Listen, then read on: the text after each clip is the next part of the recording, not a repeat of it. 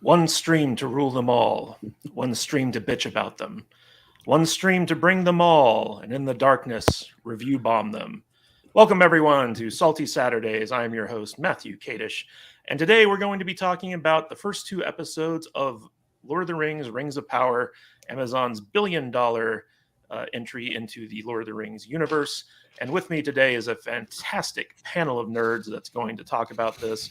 With me, as always, is Matt Vader 74, the cave troll himself. How you doing, buddy? Hey, man. I just finished watching this again, and I'm trying to, wake myself up a little bit because I fell asleep multiple times. Yeah, I don't think you're alone in that. I fell asleep multiple times trying to get through these episodes as well. Ryan from the podcast. How you doing, buddy? What's happening, my boys? Good to see you guys again.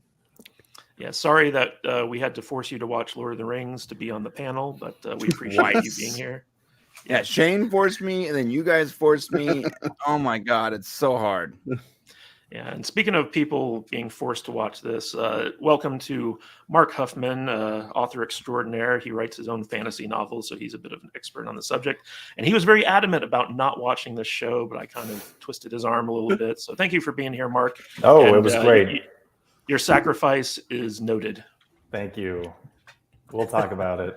Yeah. And of course, joining us for the first time, friend of the podcast, Smud Boy. How you doing, buddy? Oh, I'm doing fine. I was always asking myself why ships float and stones don't. It was great. Yeah, the tortured metaphors in this show are something else, aren't they? So we're going to be talking full spoilers for the first two episodes of Lord of the Rings of Power, entitled A Shadow of the Past and Adrift. So if you guys haven't seen those episodes yet and don't want anything spoiled, feel free to go away and come back later on and watch the recording of this. If you don't care about spoilers, then this is the place for you, because we are going to be diving deep into this. But before we get going, I just want to shout out to the people who have joined us in chat. As always, we really appreciate you being here. Anthony, Mark, good to see you, sir. Marshall, good to see you. Joker Voice, hashtag keep talking. Thank you for being here, sir. Dr. Dragon, thank you for the happy birthday wishes.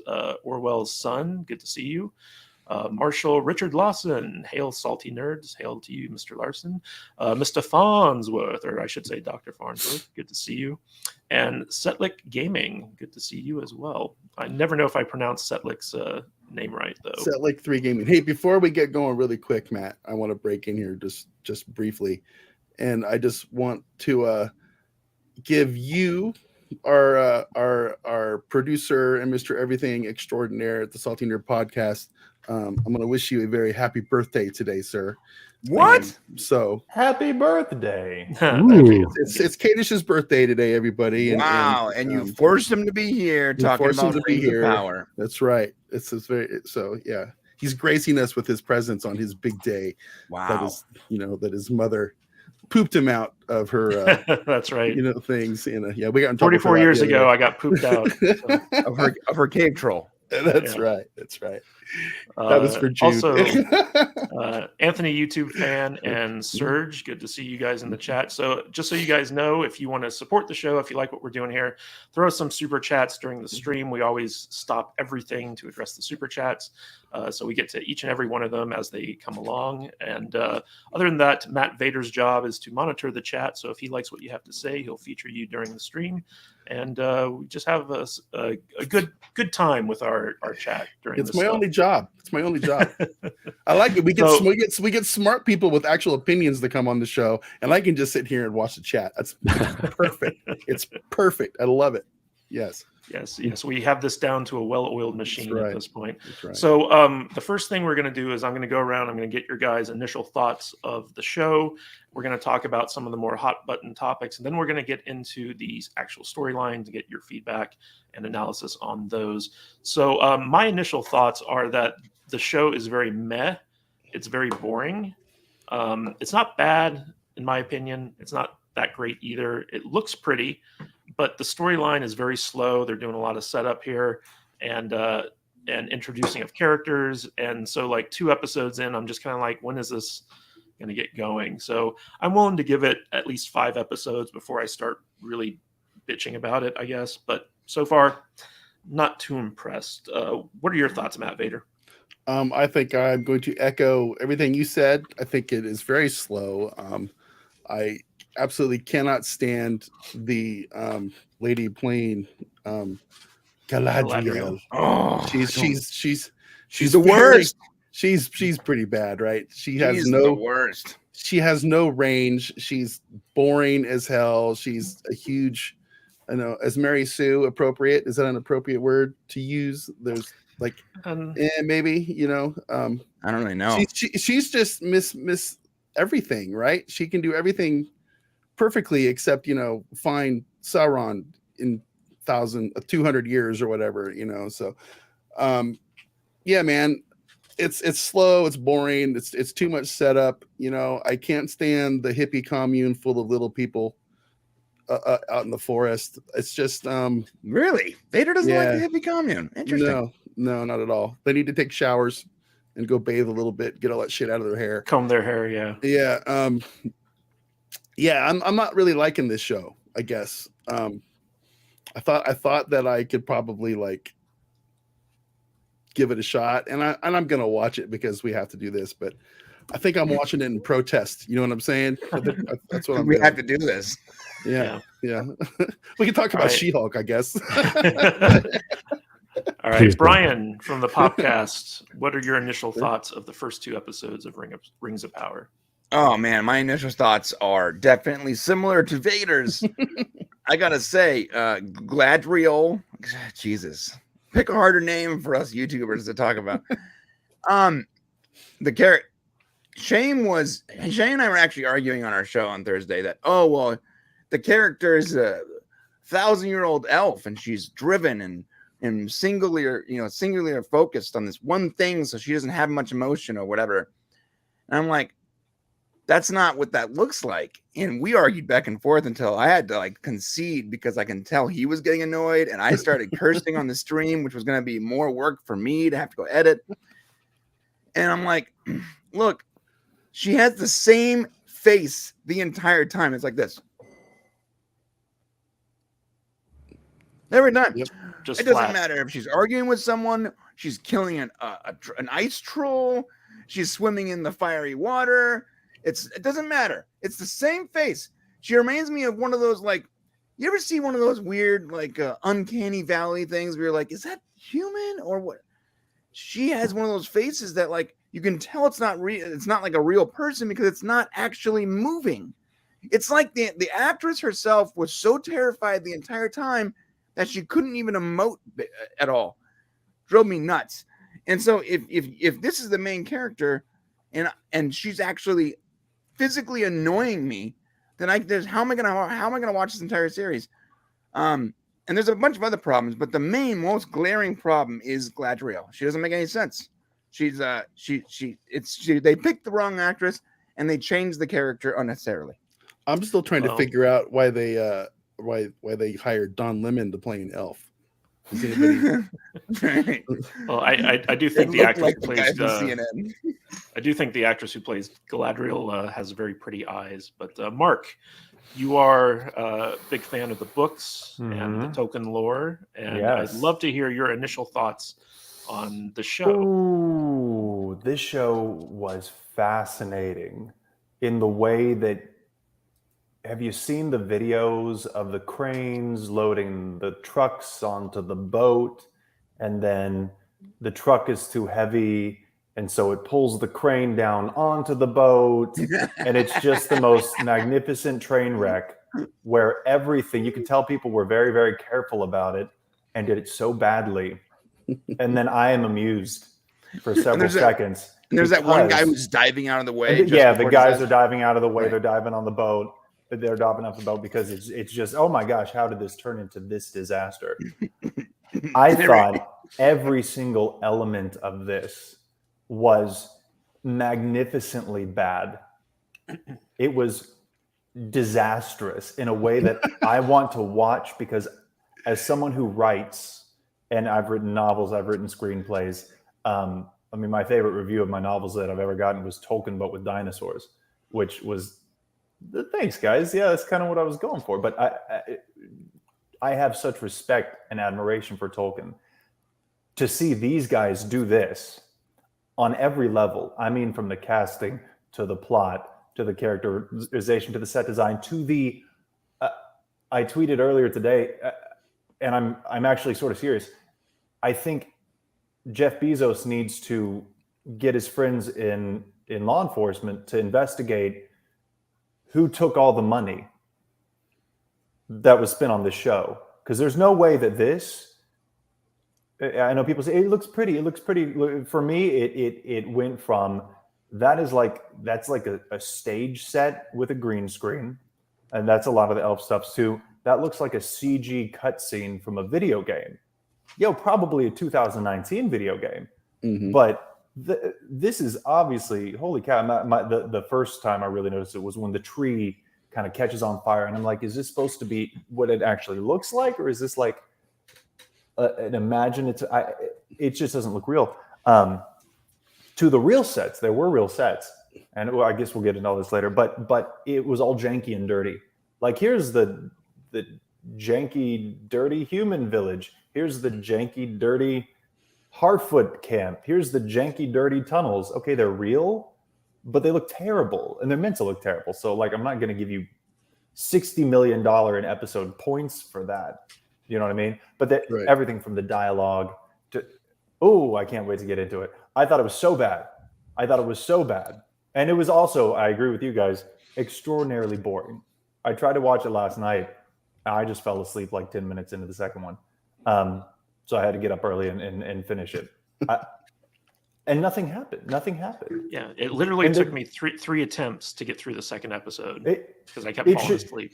It was so. There's so much to talk about. So yeah, I was fascinated in a completely morbid way. Cool. Before we get to Smud Boy's thoughts, we have a super chat from Mexican Iron Man. Super chat. Thank you, sir.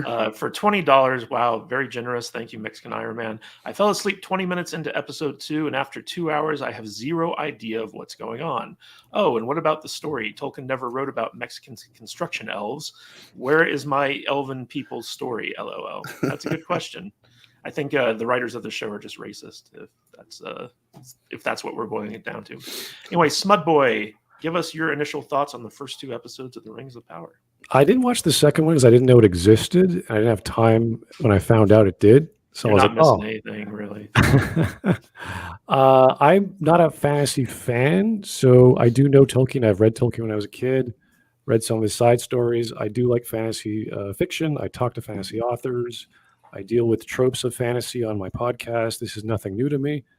But as far as the production goes, it was good to not very good. There were a few issues I've had, and this is what I generally experience when I watch a new show. And we mentioned that in the green room when I was talking about Picard, season 1 and 2. Oh, this has got some promise. It's got some good stuff going for it. And then for whatever reason, it goes off the rails. This one, I didn't have any caveats. I had a lot of sort of nitpicks, which I realized were not that important. And I'll be happy to go through my list because I did make a lot of observations. I'm sure you guys can help me out there what they meant. But a lot of the visuals really sold me. Like was it the Trees of Valinor? Like that was gorgeous, really beautiful, long, big scenes of who knows what, just fantasy settings and trees and mountains and really attractive stuff. The elves were cool. I really like those dirty little people. I don't know what they were called. Those are my favorites. Yeah, those are really fun. So there's a lot of great elements in here, regardless of the length of the show, which was like an hour long. Pacing could have been a heck of a lot better. It sort of just went full tilt near the last 10 minutes. So that was a bit abrupt, but it was fun. I enjoyed it. It wasn't amazing. It wasn't bad in any way. It was just good to very good in certain parts. So I just want to point out real quick that the premiere episode was directed by a gentleman named J.A. Bayona, whose primary claim to fame is he directed Jurassic World Dominion or Lost Kingdom, whatever the second one was. So he was the guy in charge of the second Jurassic World movie, and he was brought on to kind of help shepherd the 2 showrunners of this show and head writers, J.D. Payne and Patrick McKay. Now, if you don't know who those guys are, they are from the Bad Robot Incubator School of Screenwriting. They were Roberto Orsi's kind of like proteges. when he was about to direct Star Trek 3. He brought them on to basically write the script. And apparently the script was so bad, Paramount not only fired Roberto Orci, but also shelved his version of Star Trek 3 in favor of what we got, which was the Simon Pegg written Star Trek Beyond. So these guys had never produced anything at all. In fact, they were well known for writing stuff that wasn't very good. And Amazon chose to hand their billion-dollar franchise to these guys because Amazon, unbeknownst at the time that they were making all these announcements, they only have the rights to the appendices of The Lord of the Rings. That's what they spent the $1 billion on. So they can't actually use anything from the Silmarillion or the Lord of the Rings books or movies or anything like that. The only thing that they're able to do is take what's in the appendices of the books and extrapolate from that in order to tell these stories. So they're kind of limited on what they're able to show, which was one of the issues where they went through basically the War of Wrath in the prologue of this movie, where we see like the elves going to Middle Earth to fight, this war essentially against the first Dark Lord Morgoth. And I thought that initial opening was very well done. I didn't like the whole thing with like young Galadriel and her brother, but I did like the kind of like setup. I do like how they use maps in this, where like they transition between scenes and they show you on the map like where we're going. I think that helps in a fantasy world because like you kind of know like the geography and where you're at. But before we get into some of these other issues, I want to talk about the review bombing controversy of this show, because Amazon has actually suspended the ability to review it because they're like, oh, we're getting a lot of fake bad reviews. So we're going to go through all these reviews and make sure only the legit ones get published. And so like there's been a lot of talk on Twitter and the Twitterverse about how like mean, evil, white male trolls are just review bombing this because they don't like diversity in women and stuff like that. There's even a big article that just came out today from the Hollywood Reporter calling everyone who hates this show bigots and white supremacists and stuff like that. So I just wanted to get your guys' take on this because we have seen the episode. And I wanted to know what your thoughts on like the review bombing controversy are. Let's start with Smudboy. What are your thoughts on this? I have absolutely none because I don't pay attention. I have no expectations, and it never influences me when I do read the reviews, like on Metacritic or OpenCritic for video games or like that. So it does not bother me one bit.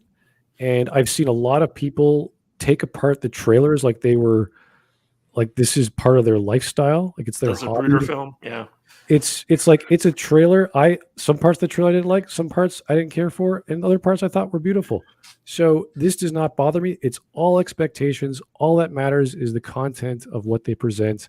I don't care if it takes 60 million. It's kind of ridiculous when you hear about it to make an episode. It's not worth 60 million in my mind, but doesn't affect me when I watch the show. So I'm completely agnostic to that. All right, Mark, what are your thoughts on the review bombing controversy? Mark, my thoughts is that I think it's artificially elevated. Can you hear me? Oh, was it doing the thing? Yeah, your Texas internet is acting up. I'll take over while he's fixing it. Go ahead. You know what? Can you hear me? There he is. Am I good? You good? Yeah. Hey. Go ahead, Mark. Yeah. Oh my gosh. So I actually think that not only is this not a victim of review bombing, I think that this is probably artificially higher than it probably should be because of shills who want access to $1 billion show.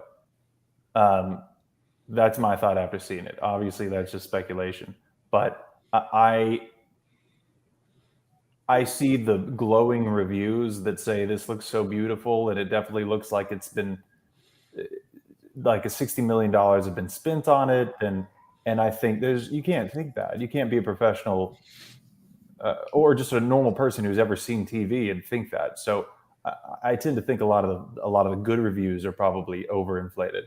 But I don't think this can get enough bad reviews.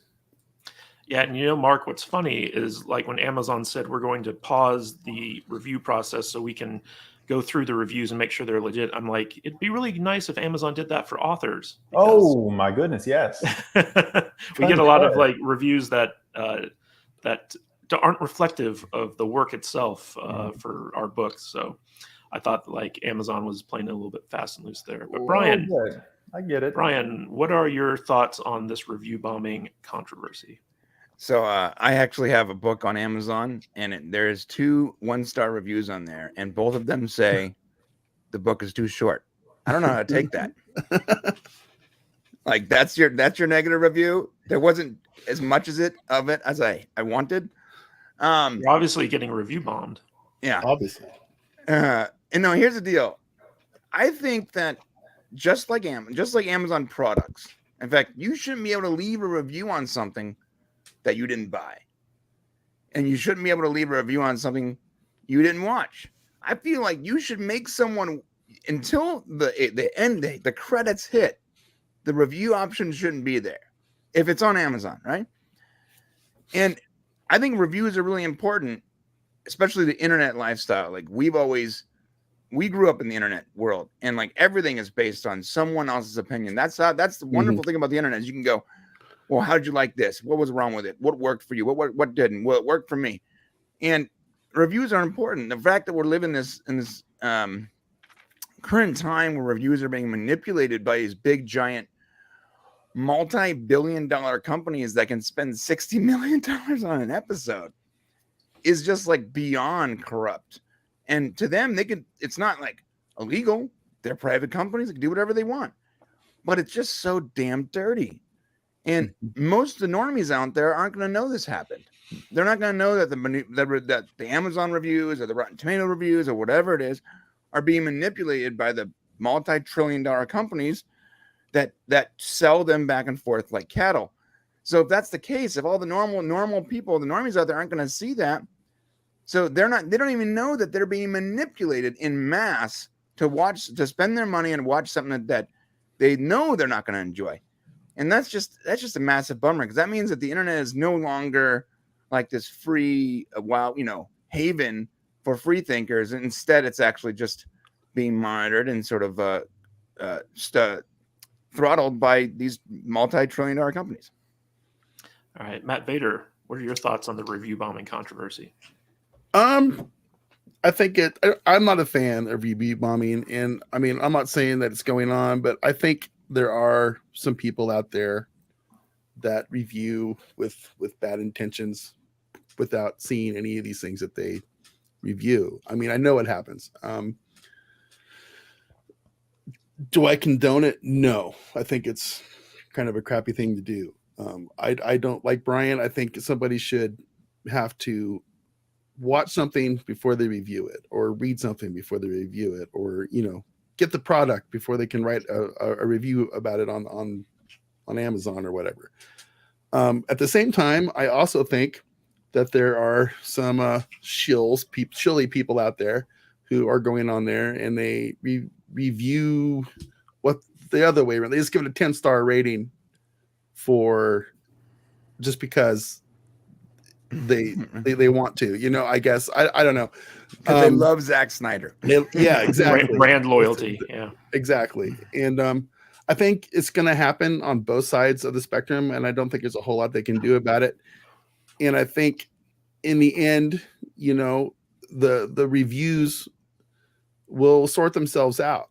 I mean, I know, like, I go to Rotten Tomatoes, and I know that I completely ignore the critic score, right? And I usually give the audience score a week or so, to sort itself out a week or so, and it generally kind of comes right in where I'm thinking something should be. You know what I mean? And me too, yeah.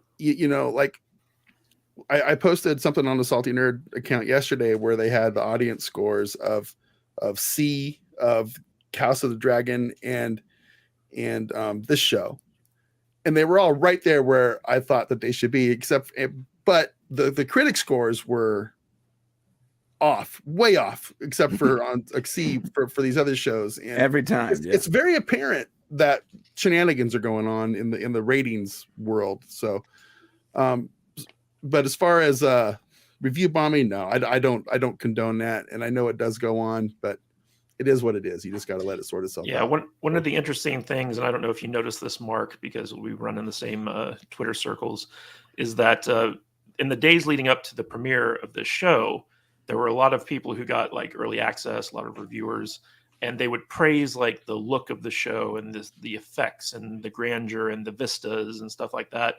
And I'd always reply to them. I'd be like, "Yeah, but what about the story? Notice no one's talking about the story." Nope. And What is there just to talk found that, about? yeah, I found that interesting that basically the shills are like looking for good stuff to praise because they can't really praise the story, at least from the first 2 episodes. But real quick, we want to get to super chat, and then I want to throw something to the panel. So from JT Gunn, Late Night with Cap, $5. Thank you, sir. Hey, everybody. Make sure to review bomb the Salty Nerd podcast on Apple Podcasts for 5 stars. Appreciate that, JT. So one of the things I wanted to ask you guys real quick before we move on to the episodes themselves is, and this is just a general lightning round, so feel free to hop in with your opinion on it. What's the difference between lots of people just honestly sharing bad reviews versus review bombing? What's the difference there? Oh, well, it depends on the context. It depends on who's saying it. If you're like the Salty Nerd podcast, you a bunch of guys hanging out saying, this sucked because of X, Y, Z. You have examples and you're pointing to why it's bad, and then you can evaluate that person's opinion. Review bombs are, I hate the ending to Mass Effect 3. Everything sucks. Everything was burned. BioWare was burned. Like, you're crazy. You're going nuts. So it's what context, why is it so intense, and give us the reasons why you hate something. Like, you could argue it's so boring I fell asleep, and that's totally fair. Everyone has their own level of attention. And maybe that might happen to me the second episode. I'm not sure. But visuals in a visual medium like movies sell. But I mean, what if there are a lot of people out there that don't care about or don't know how to express their dislike of something? They're just like 1 star. Like, what's the difference between a bunch of people just being like, "Hey, I didn't like this," versus the studio saying like, "Hey, we're getting review bombed. We need to stop allowing people to give us 1-star reviews." That's totally fair. They should be allowed to say whatever they want for whatever reason, however professional or uncritical they are. That's totally normal. It's like I know if I go and write a review, I'm just a big stupid old guy, right? So if I go on to Amazon and give something 2 or 3 stars, my review is going to look way more mundane and stupid compared to one written by Mark or Matthew over there, because they're authors and they use big words. I'm going to go in there and go, I didn't like this. I fell asleep and I was bored. Where Matt and Mark and people who write for a living could probably flower that up and make it sound a little more interesting. But I get what you're saying for sure. Yeah, I think oftentimes studios in particular look at a large number of bad reviews and try to dismiss them as being review bombs from like bots and like people who have an agenda or whatever, when in fact they're legitimate bad reviews and the studios are just trying to protect their investment. So I think that's an interesting thing to talk about. Yeah, Mark, did you have anything you wanted to go ahead? Do you have anything you wanted to add before we moved on? I think that's right, especially on this show in particular. Amazon has sunk their entire studio into this. They have to have it successful. Well, Can you hear me? You know what I mean? Yeah. And the implication when you even use, it's a review bomb. It's getting a victim of review. Your implication is that this is amazing and doesn't deserve bad reviews. Well, we're not giving you that argument. We're not ceding that argument. That's the whole point of contention. I don't think it's any good. And therefore I'm giving a bad review. I'm not bombing it because in some undeserved way. And that's kind of, it's a review bomb. Well, I reject your premise that this show doesn't deserve to have a ton of bad reviews. I just reject it. Yeah, and they never counterbalance that with the obviously fake good reviews either.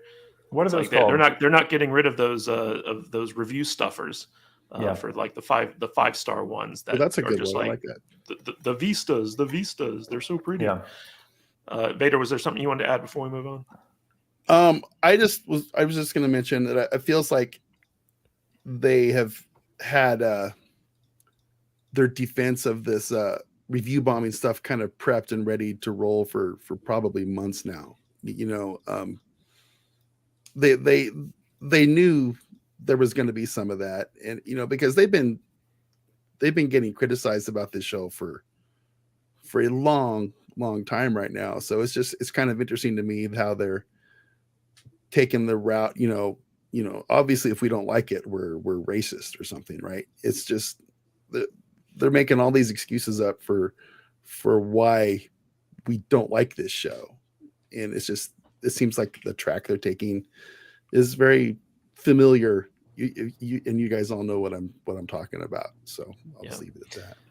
All right, guys. So let's get into the actual storylines for these episodes. So we're going to go through each major storyline over the course of the 2 episodes. Just kind of treat them as like one big long movie type thing. And we're going to start with Brian's favorite character, Galadriel. So kind of like the main thrust of this show seems to be Galadriel's story. We see her hunting for Sauron in Forod Waith, which is like the North Pole of Middle Earth. And they discover Sauron's stronghold up there, where he was dabbling in the magic of the unseen world. And this is kind of like hinting at like Sauron's mastery of these dark arts that's going to lead to the creation of the Rings of Power. After a mutiny with her troop, she goes back to Lindon, the High Elf capital, and gets sent to the Undying Lands of Valinor as a reward for her service. But she's like, nah, fuck that. Hops off the boat and starts swimming back across the sea to Middle Earth, coming across some shipwreck survivors that get promptly eaten by a sea serpent, and she's forced to ally herself with a mysterious fellow named Halbrand, and they eventually are saved by an unidentified human sailor. So I'm going to go around the panel, get everyone's reaction to this storyline, which is kind of like the main thrust of Galadriel's the one hunting Sauron, and so like all the Sauron stuff is kind of like being seen through her. Brian, since she's your all-time favorite character and the bestest ever, let's start with you. What did you think of Galadriel's storyline? Oh my God, I didn't have any feeling whatsoever for this character the entire time, other than apathy and mild annoyance whenever she talked to anyone. And to put a little bow on it, I know I'm complaining about her lack of emotion here, but literally, whenever she did anything, it was like someone just going through the motions. And I told Shane this, it reminded me of Dune and Timothy Chalamet, where he's like, Chalamet, yeah, whatever his name is. I can't pronounce his name. Just to be clear, everyone, I can't pronounce the guy's name. It's a hard name to pronounce. Timothy Xanax. Yeah. Let's call him Timothy Xanax, because it's like he's constantly on some kind of, mood-altering drug, Quaaludes or something. And she's the same exact thing. It's very, very nothing. There was just nothing there. Yeah, the actress has very pretty eyes, to your credit. That's very true. She does sort of look like what I think the character is supposed to look like. But did they hire her because she has like the blonde hair, fair-skinned look?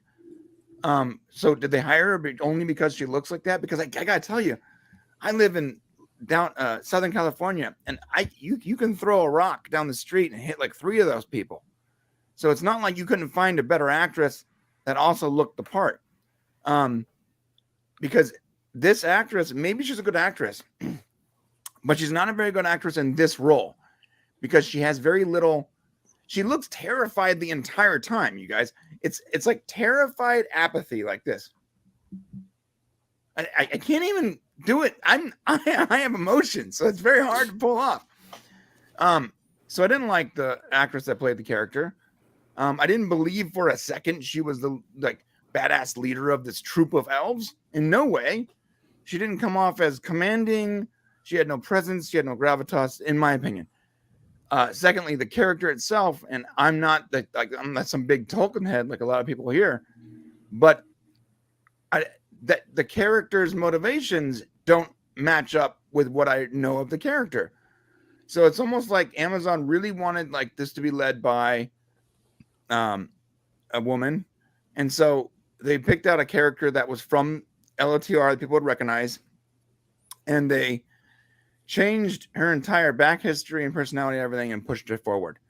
I feel like this show would have been would have made more sense if it was led by two characters, her and Elrond, whatever his name is. And then it would have made more sense for the story, and you could have had some more play back and forth. And I just feel like they made a mistake because, like, so they love the John, like clearly the people that made it like Lord of the Rings, but they're also trying to check the boxes that they see are necessary boxes to check. Which, you know, hey, you got Don Lemon as an elf, right? And Galadriel is this just terrified little girl who can't actually show any emotion. And the worst offense is when she just dispatches that ice troll like she was taking out garbage. Her entire troop couldn't handle it, but she was like, moving on. You're like, what the just happened? Hashtag girl boss. I mean, dude, at least show like you're angry or frustrated or whatever. Same like, face the whole time. She had the same exact face. Just Xanax Quaalude. Yeah, no emotion. She doesn't care that her guys are getting punched. Well, I think that's an elf trait type thing. But Mark, that's what Shane said too. But the other elves didn't have that problem. Yeah, the other elves were. Yeah, Mark, what are your thoughts on the Galadriel storyline? Oh, wow. Okay, the Galadriel storyline. So Galadriel, definitely one of the more established Tolkien characters, and one thing that we know about it is she is not some Wonder Woman warrior queen. That's not her. That's not my opinion. We know that from the Silmarillion, but like we know Galadriel's history. So they exactly what Brian just said. They took a character that everyone recognized from Lord of the Rings and said, we want to make her a girl boss. Let's throw her in some armor and give her a sword. And yeah, but as a Tolkien fan, I know that it's not Galadriel. You guys made that up.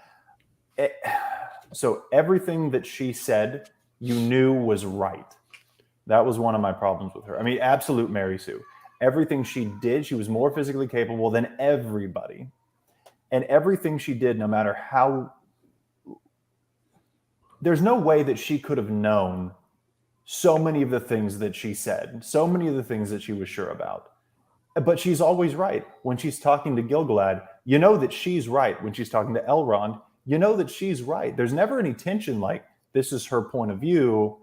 Maybe Sauron's not out there. Maybe everyone. Did any of you have a single moment where you're not like, no, she's definitely right. She's the girl boss. No, these men are dumb. Why are these men so dumb? Listen to her. She's in charge. Yeah. But how could she have known that? I will tell you, if you spend centuries looking for Sauron, and the first time you see his little sigil, first, how did she know what that meant on her brother's arm? She made this big importance of it. Mm-hmm. I would like to know that. Everything she did was what you shouldn't do. I mean, classically, Matthew, you know this. Show, don't tell. Galadriel was tell. I'm not going to show you anything. The couple of quotes that I wrote down. She says, "You have not seen what I have seen," and I'm like, well, honey, I've seen a lot. Honey, You neither have we. seen We what I've haven't seen what you've seen. Right? How do we know? What did we see? We didn't see anything. We haven't seen either. You lost your brother, and that was the worst dialogue right? exchange in the entire show. And then later on in episode 2, I would take a lifetime to say all the names I've lost. I don't feel anything for you because I never saw that. That was like the elf version of just trust me. Yeah, I don't know that. I don't trust you. So imagine hunting for someone. There's no sign up, legitimately no sign up for 2 centuries. For centuries, you're either mentally unwell, like a serious obsessive compulsive, in which case you shouldn't be leading people in life or death situations. What it made me think of is the missed opportunities they had. Like, so Aragorn. All you know about Aragorn is he's a ranger, and there are these rangers, and this is coming from the books and the movies too, but probably more for the books. And they have this secret war, right, against the orcs, where you don't see them. You don't even see them in the movies necessarily until it all comes out and everyone's affected. But you have this clandestine war that has gone on for generations, where the rangers are protecting the peaceful people of Middle-earth from even knowing about the monsters that are hiding in the forests and caves of their world, right? Right.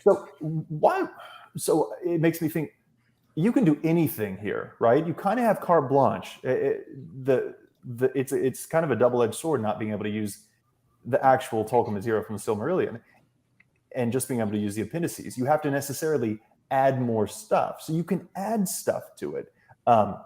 Why do you do... So there's a reason there's the Galadriel's monologue in Peter Jackson's trilogy, right? Because we have to get to the story. We have to get to the story that everybody knows. We're waiting for Frodo. We all know that that's coming. For this, you don't have that. There's no reason to have a 10-minute monologue about what the story so far. I was like, stop. I want to see the stories. I want to see Feanor getting killed by Sauron. Why can't I see that? Why do I just need to know about it now? Especially when you're going to follow that with 2 episodes of absolutely nothing. You didn't do anything. I wanted to see the Feanor stuff. How did he get killed? 2 centuries of... So why not have Galadriel and her little band of elves, instead of spending 200 years traipsing around in the wasteland doing nothing and like, no, he's out there. All right, we'll give you another decade, Galadriel, but this time you better be right. Okay, that's enough. 200 years, we're done. We're out of here. It's kind of silly. Why not have her being kind of an elven ranger? That would have been cool. I don't know. That's what I thought. Let me take you back to something I tweeted, because this is the part that just made me die inside and a little outside. There were, and I tweeted this earlier, 17 seconds of this $60 million 1-hour episode was spent panning. Now I like the maps too. I like the maps, but I counted them and I posted it. It's 17 seconds panning from Valinor across the sea, across the sea, across the sea. Now it's too long. Now it's funny because it's so long. Okay, now you're in Middle Earth, right? Do y'all remember that at the very beginning? Yeah. Okay. Fast forward to the end of the first episode. We're at Valinor. We're at the straight road. The lights shine. By the way, that's extraordinarily lazy. If just a giant light, that's what I get. Like the entrance to Valinor. Okay, no, whatever. And then what does she do? She jumps off the boat and the boat disappears. She committed suicide. Yeah. Right. We saw the ocean. We saw the sea. And maybe this is getting ahead of the game, but how am I supposed to feel about that? She's about to go to Valinor. She has sailed for who knows how many months across that giant ocean we already saw. And then she just jumps out into the middle of the sea in her nightgown. She's going to swim back. She's got things to do. She's going to swim back? You planned across the ocean for 17 seconds. Yeah. What is happening here? Yeah. Dude, I had the same exact argument about Dune. Like, why is there so much time being spent like panning across and like adding nothing to the story the entire time? I felt the same way. But so Galadriel, I thought, was a waste. She had one expression. There in no time did I think maybe she's wrong, because I knew she wasn't. She's going to be proven right in every single way. There's no conflict. She doesn't get punched in the face by the troll, but shake it off. She's just emotionless. And what 10 of her men couldn't do, she does in like 2 seconds. And it was a very Leia flying in space moment for me. Well, she did have that cool thing where she jumped off her boyfriend's sword. Yeah, that was kind of neat. That was Leia. That was Leia through space, because it took them 200 years to master that move while they were traipsing around through the wilderness. Too. I'll tell you what. That's a lot of deltoid work. How big is Middle Earth that it takes them 200 years to go to the north part of the continent? It's big enough. Find where they literally get there. They're searching for Sauron, right? Yeah. And they finally, after 200 years, find a fortress where he was at and was doing actual work. No, they spent the 200 years traveling all over Middle Earth, following the clues as to where. They found his laboratory or whatever up there, and I would have wanted to see that. Nothing here. Let's go back home. We're done. Can I have a question? You should invest some of your hundreds of years into reliable transportation, because it shouldn't take you that long to travel around. I'm get just saying, some horses, guys. We know that they're giant eagles. You should be riding giant eagles everywhere. You have thousands of years. Invent something worth something, so you don't spend all that time walking. An eagle saddle. Earth. Something, yes. Tame an eagle. Something. All right, but before we get to Smut Boy here, I want to call out the super chat we just got from Sprocket List GB for £4.49. Thank you, Sprocket List. Most of the hairstyling was distracting. Elf quiffs, clippered styles, long hair. In this world, each society should have a standard look. By the way, HBD MK. Thank you for the happy birthday wishes. Appreciate it. Okay, so Smut Boy, what did you think of the Galadriel storyline in this first episode? Well, you mentioned the second episode of what happens to her. I haven't watched that, so I can't say. It was okay. The setup was she's following the footsteps of her brother. Her brother believed in stopping Sauron, I believed. And Morgoth was introduced for about 2 seconds, and he died within 15 minutes of mentioning that in the narrator. So it's like, okay, Sauron, orcs are everywhere. We got to go hunt some orcs. And it's like, okay, elves are old and they live forever or whatever. They're tall, they're strong, they're scientifically amazing, they're magically special. They have all these gifts. So you expect a little bit of voicism from that. So when she's crying, it's like, okay, yeah, she's pulling off a Kate Blanchett younger version-ish thing pretty well. I'm okay with that. Stuff like when they're climbing a mountain and she has the symbolic dagger from her brother, and they're using picks. Like, why don't you go around the mountain? Like, where are you going? Why are you going? Where are you going? Yeah, tell me what's the hurdle you're trying to achieve? Oh, hunting down orcs. It's like on a mountain. Why? Why? Tell us why, and then we can figure out: is this woman crazy? Are these people crazy? Like, what is happening? I just need to know what the stake is in that scenario, because we see the mountain. It's gigantic. It's huge, and they're just going up this mountain. So then they get to the top of the mountain. You're like, okay, maybe there's something here. It's freezing. It's windy. The guy's like, we got to go back. This is crazy. And he says something like, we should have been there by now. I'm like, where are you going? Where are you going? And then they do this thing where she says, no, they look at something on the horizon or in the distance. It's like a castle in the distance. They spin the camera 180 degrees. The same picture flipped, I think, in that direction. And then 90 degrees. No, that was part of the bigger castle. They had like these It was side like outposts. wings. Yeah, I thought it was like a magical illusion thing, No. and they were walking. No, it was actually part of the much larger structure. Yeah, it's stuff like that where I'm like, what exactly occurred there? And there's all these little details that these are nitpicks for me, but I guess when you think about it logically, they don't make any sense. Like I know Tolkien talks very poetically about heat and light, like the place is so evil, our torches give off no warmth. Because that was that thing would have gone out seconds ago. You would have feel the fusion of heat wouldn't have happened. Oxygen wouldn't have been present. You would have collapsed. All these basic physics stuff. Yeah. Even the thing with the door, like this is basic setup for mystery, and this is pretty much what fantasy is. Unless you have exposition, everything's a mystery, right? So with the stalagmites of ice, and she just walks up to it and she punches it, and I'm like, what is she doing? The doorway. It's like, how do you know that? She couldn't know anything, Smug Boy. Yeah. That's what she knows so many things, and I'm like, epistemologically, that's impossible. Well, she heard the wind whistling through the cracks in the ice, and so she knew there was something beyond there, which is why she punched it. Yeah, it was so many things happening visually that I was sitting there going, what exactly is the quest? What's the goal? Because if you're just hunting down orcs, that's not a big goal. Like that's like, oh, there's some remnant. Well, they weren't hunting down orcs. What they were doing is they were following the trail that Sauron left to tell his orcs where to go.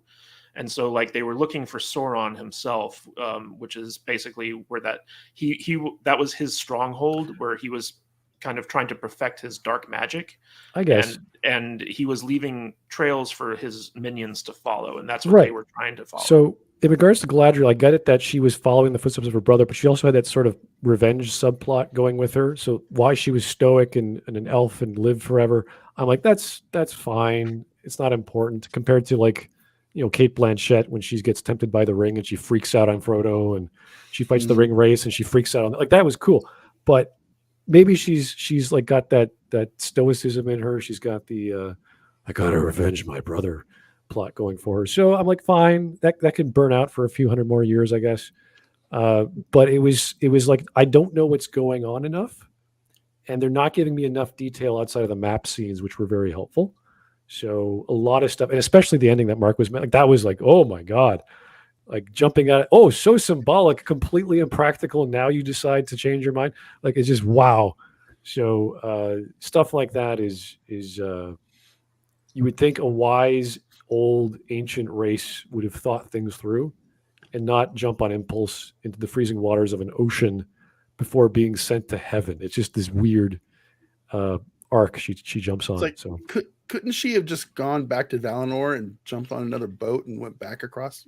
Well, sure, she could have come back with all the elven maidens who were like the armor take offer. what was people. that about? Why are I they don't even wearing know. armor? Why are they having wearing swords? armor? And are these chicks also heroes that they're going to heaven as well? That's Like, what I was wondering. I didn't know, but like, or do they just So I'll say at this point the ruler of Valinor, the High Elf King, does not allow people to leave Valinor. It's Right. a one-way trip. So- Right? so like what are these- if you went into Valinor, you're there. You're there. Good. So Yeah. what are these like serving ladies doing exactly?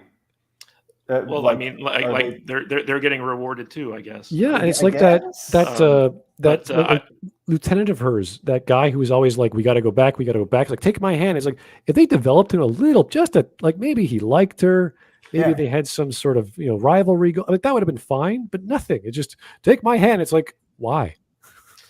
What's so going on? I want to get to Vader. What did you think of the Galadriel storyline? Oh, I don't know what else I can add to this. A lot of it just didn't make any sense to me. There was just so many things that we've discussed already. It's like, why are we climbing to the top of this giant mountain? Why do her commando brothers put up with all of her nonsense? She's kind of a bitch. Why? I mean, she literally was going to leave one of her to freeze people to death. that she's been traveling the world with for 200 years behind to freeze to death on the rocky, cold plain there. It's just she was so cold and so uncaring about her family, that it didn't make any sense to me. And I mean, I get revenge, I get being driven, but this is Galadriel we're talking about. She should show some empathy towards her cohorts there, and she's just too strong. I mean, like we said, she took out the ice troll basically by herself after he basically demolished her entire company in 12 seconds, and it was all a bit much. And that reminds me, the scene right after is where they put their swords down and it just cuts, and the next time we see her, everyone's back at the Elfland. They're all together. It's like, what happened? Did it take them 200 years to get back down to wherever? It's just conflict gone. Like, what happened? There's so many weird questions. It's like okay, they get to the fortress, right, and they fight the cave troll, and they find obvious signs of what they're looking for. That's a good thing. That means they're on the right path. That means they're getting closer. But they get there and they said, nope, we're done. We're going back home. We can't stay here anymore. It was very strange. It's like if they had gone up there and just found a bunch of rocks and found nothing, then okay, that's what should have made them give up. But no, they actually found what they were looking for, that they were on the right path. And that's the moment they all mutiny. And they said, nope, we're done. We're out of here. Forget it. You guys should have done that like 200 years ago. Yeah. And it's just other stuff like we said, the boat thing with the the maidens on the boat reminded me of. It reminded me of that scene in Tron 2 where he gets sucked into the grid and they put all the armor on him when the chicks come out and they're all like with their robotic bodies and stuff. And it was just very strange. It was a very strange scene. And then for her to just jump in the water to just decide, I'm just going to swim the 1,000 miles across the ocean or whatever. I mean, it absorbs the entire boat. The boat's gone. Are elves superhuman? Are they just live forever, right? No, they don't weigh as much. Like they have like this ethereal nature to them. They have increased durability.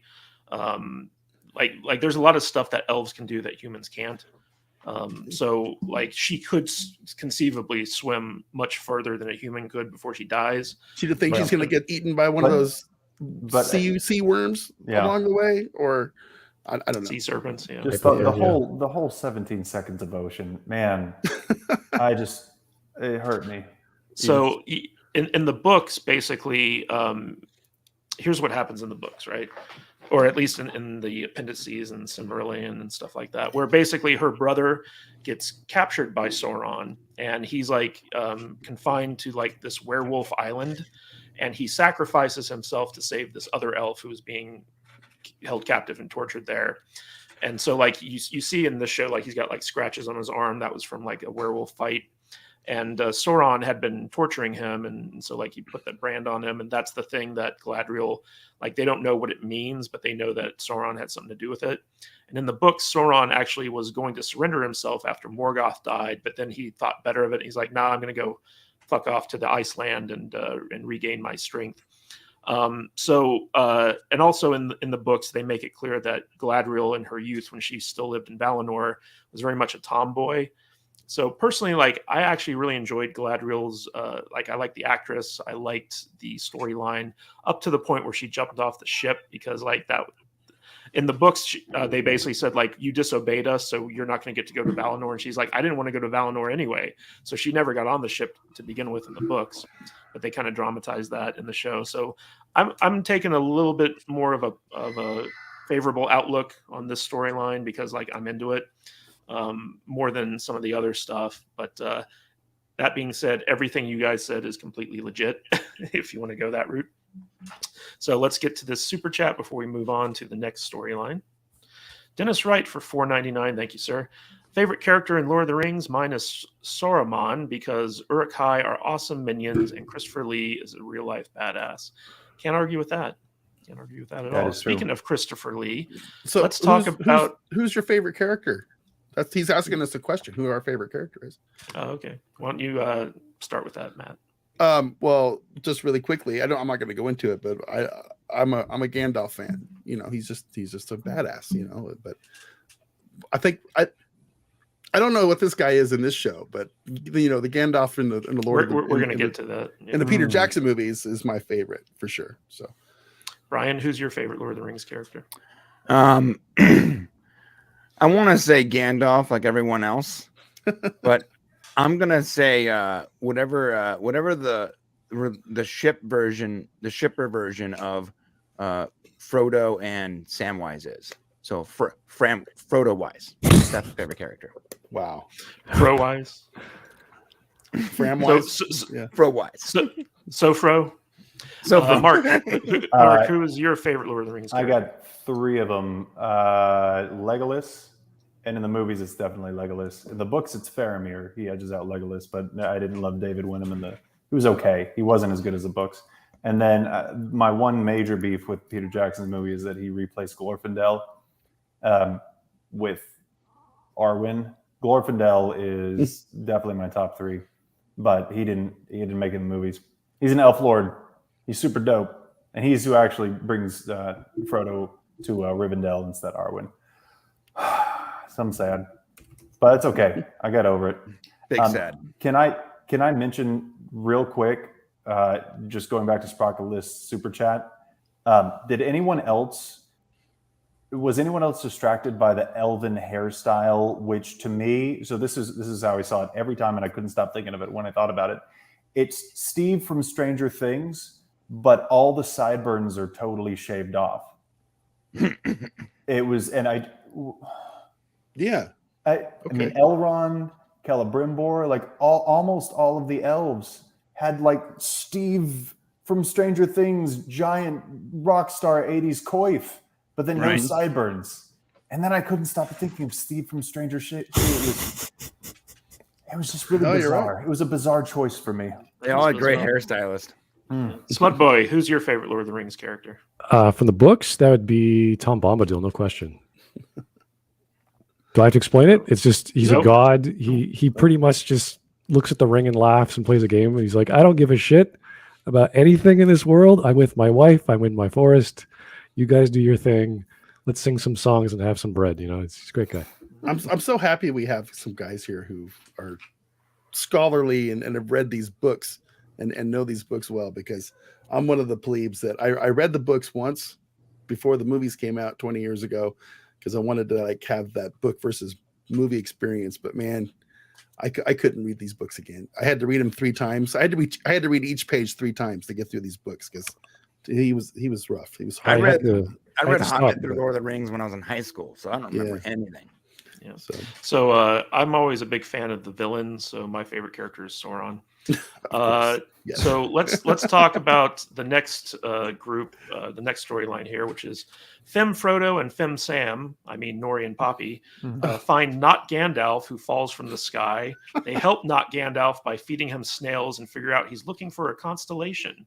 Sadok, the leader of the Harfoots, starts seeing signs that not all is right with Middle Earth, such as wandering hunters out of season and wolves venturing into their lands. So this is the Harfoot storyline, or the not hobbits.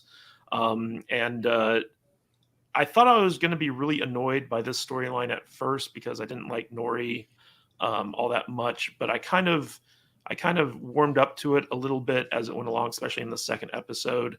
But basically, at the end of the first episode, a shooting star crashes into Middle Earth, and it turns out there's a man who was in the middle of that, and Nori finds him. And basically, in the second episode, he regains consciousness, and she starts trying to become friends with him, and he's got all types of weird dark magic powers that have to do with Sauron. So we don't know who he's called, the Stranger in IMDb and stuff like that. So we don't know who the Stranger is. A lot of people are assuming it's Gandalf. We don't know this for a fact. It could be Saruman. It could be an entirely new character. We just don't know yet. But I wanted to get people's thoughts on this. So let's start with Smud Boy. Smud, what did you think of the Harfoot storyline?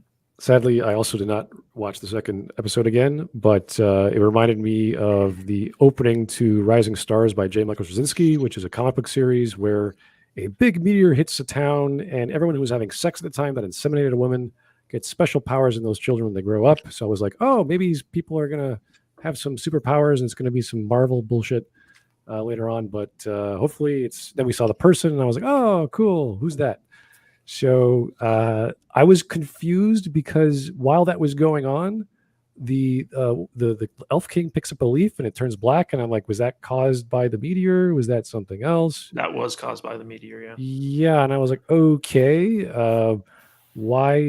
What's this? Is this a part of prophecy? Did anyone know about this?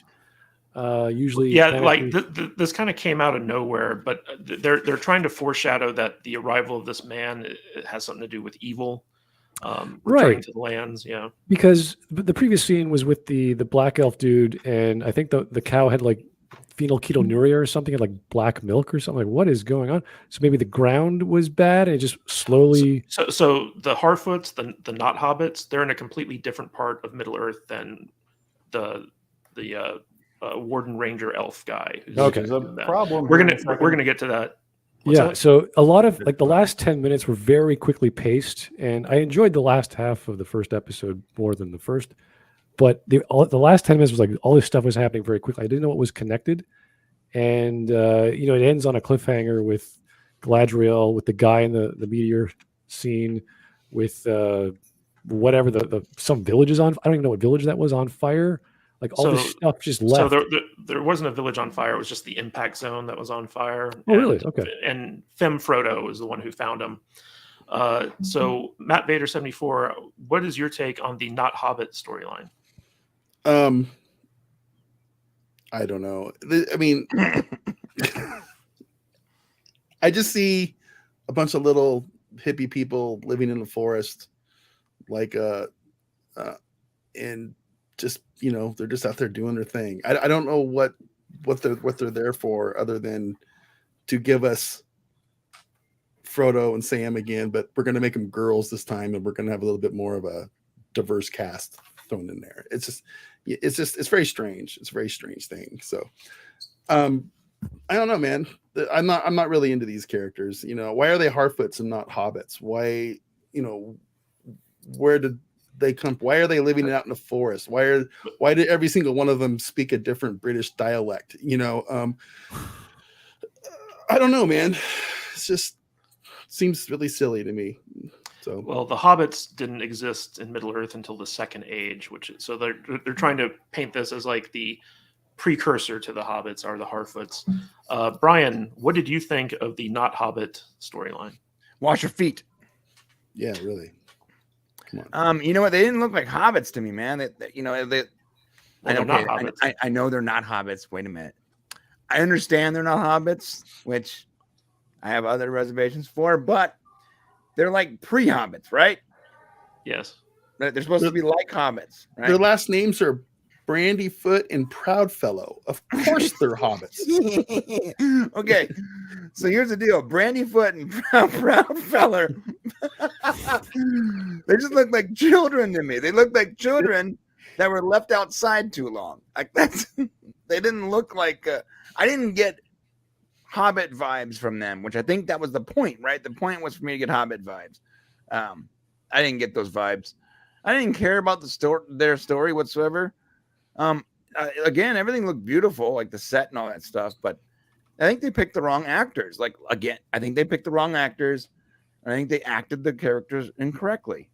They were just too similar to children playing in the woods, and it didn't do anything for me whatsoever.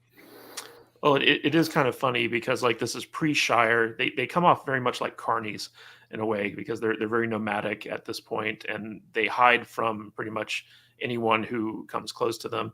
Mark, what did you think of the Not Hobbit storyline, and do you have any theories on Not Gandalf? Yes, I do. Let's start at the beginning. Hunters carrying right. So one of my favorite extinct animals is called a megaloceros or an Irish elk. So those antlers, those two hunters on the back, there's an animal with antlers virtually that big. It's not allowed anymore. Look up Irish elk. They're super dope. The first thing I thought when I saw those are hunters. They're going to be super slow because those antlers are heavy. They have no visibility because the antlers are going to block it all. What are they hunting? What are they hunting that is going to be slow and dumb enough that they're completely visible? They can't go in the forest.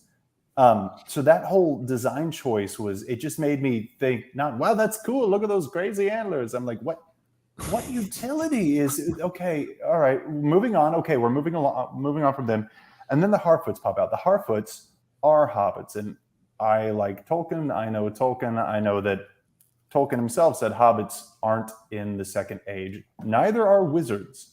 Wizards all came to Middle-earth at the beginning of the Third Age. So already you've shattered the lore that I know, and you've ripped me out of like, this is a Tolkien show. Going past that, one of my major problems with Wheel of Time. Did y'all see Wheel of Time on Amazon? Another Amazon Studios production. One of my big beefs with that is you have the two rivers, which is a very small, isolated population, like the Harfoots, which again are hobbits. Those are one of the three breeds of hobbits. So I mean, it's cheating to say, well, it's a precursor to hobbits. No, like that's a hobbit, homie. Two Rivers was racially diverse. And it automatically it took me out of the story because that's not how having babies works, right? You can't have an isolated population like the Harfoots or the Two Rivers, where it's the same bloodlines, and then have that demonstrate the full breadth of ethnic diversity in modern humans. It's not that anyone's racist. It's that we all know that that's not how it works, right? So which brings me to another, if you wanted diversity in the show, you know what you could have done? You're having the rise of Sauron, right? Well, the Southrons follow Sauron. The Easterlings follow Sauron. How did that happen? We could talk about that. Were they like tribal nomads who had, were being abused by the Numenorians, and Sauron helped them like raise their civilization up to like a competitor? Were they good? And then Sauron twisted them. So fast forward thousands of years in Third Age, and they're bad and they're following Sauron. That's an interesting story. And that's naturally going to get you this diverse cast of characters. What doesn't work is to take a small roving band of not hobbits and then make them, well, here's the Indian, here's the black man, here's the super white girl. We don't buy it. You know why we don't buy it? Because everyone knows that's not how it works. It's just genetics. It's not, for heaven's sake, if anyone doesn't have a problem with diversity, it's Lord of the Rings fans where there are lots of elves, there's hobbits, there's dwarves. Nobody cares about that stuff. In fact, fantasy fans love doing their half orcs and their half halflings and their halfling gnome hybrids. You know what I mean?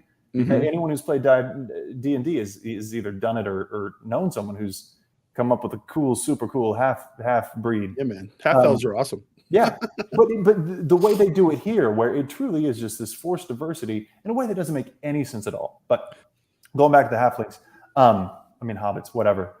I do know who the stranger is, and it's Tyrael from Diablo 3. Because they stole that storyline. I don't care. I don't care who the stranger is. If it's Gandalf or another wizard, I'm going to be annoyed because this isn't where he shows up. That's not how fireflies work. I know, Smallboy, you didn't see it, but the fireflies don't just shine all the time. And the whole constellation thing, for me, it's like, you mean like if you just look exactly this way, you can tell that they're stars? What if you like take a step to the side? It's going to be completely different. Do you know how fireflies and stars work, or like depth of field, or anything like that? Because this is not like the one angle shot that you have with your camera is not what everyone would see. The poor girl in the back is going to be extraordinarily confused. The other big problem that took me out of this whole scene was the comet itself, right? And so y'all mentioned already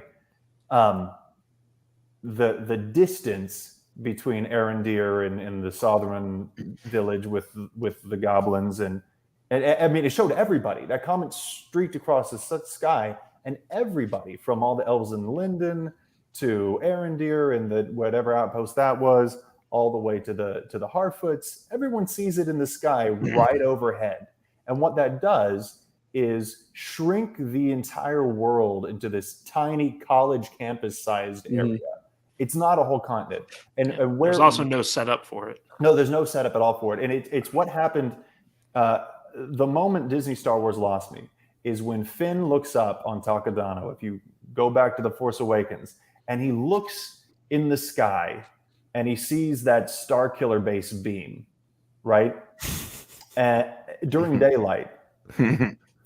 And I'm like, how was he seeing that? It just got shot. We saw how slow it was going. It's light years away. Light takes time. Light takes time to fly, and you can't see stars during the day because the sun makes it too bright. So how is he seeing that beam?